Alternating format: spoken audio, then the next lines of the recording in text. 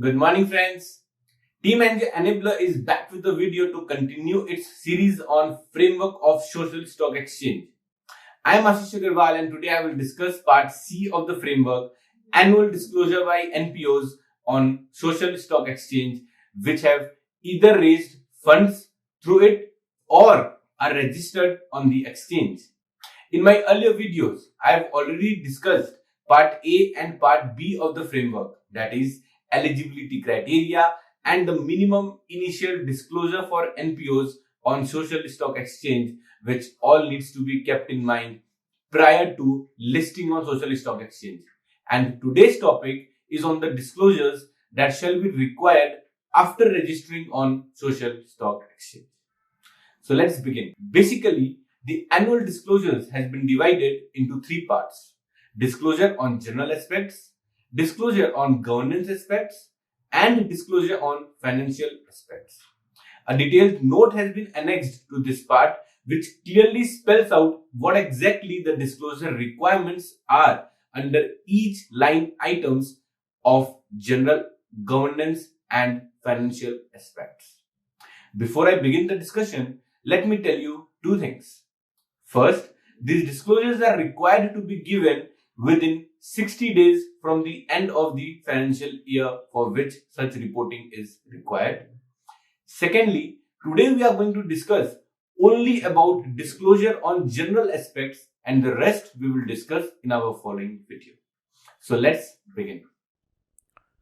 On general aspects, the organization need to disclose the name of the organization, location of headquarters and location of operations, vision, mission and purpose, organizational goals, activities, products and services, outreach of the organization, scale of operations, details of top donors or investors of organization, and details of top 5 programs in the disclosure period. So now I will discuss each of these aspects one by one. Under the name of the organization, the registered name as well as the popular name has to be reported. Popular name means the name of the organization which is common among the stakeholders. Under the location, the registered office address as well as the address of those locations where the projects are carried out has to be reported. Now comes the vision, mission and purpose. Purpose in this context is why the organization exists and explaining why the cause taken up by the organization matters. The mission is the approach of the organization towards the purpose, and the vision is where the organization is headed and what ultimately it will achieve. Then comes the organizational goals, activities, products and services.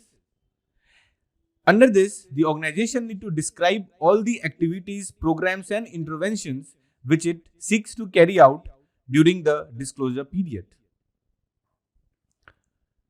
Next comes the outreach of the organization, where it needs to mention the type and the number of direct, indirect and institutional beneficiaries or stakeholders which it has reached across different programs and geographies.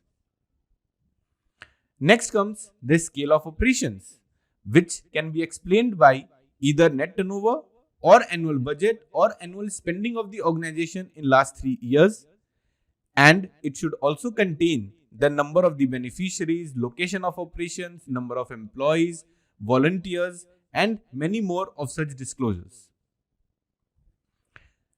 It should also disclose whether the scale of operations is at a national level or at a state level or district level, as may be useful for the stakeholders. Then comes the top donors or investors of the organization. So you can see the format has already been prescribed in which the organization needs to disclose about the top 5 donors or the investors, which should be according to the budget. And at last comes the details of the top 5 programs which it has carried out during the disclosure period. The format has again been prescribed even for all the activities or the programs or the project for which the disclosure is required. So only top 5 such programs has to be disclosed.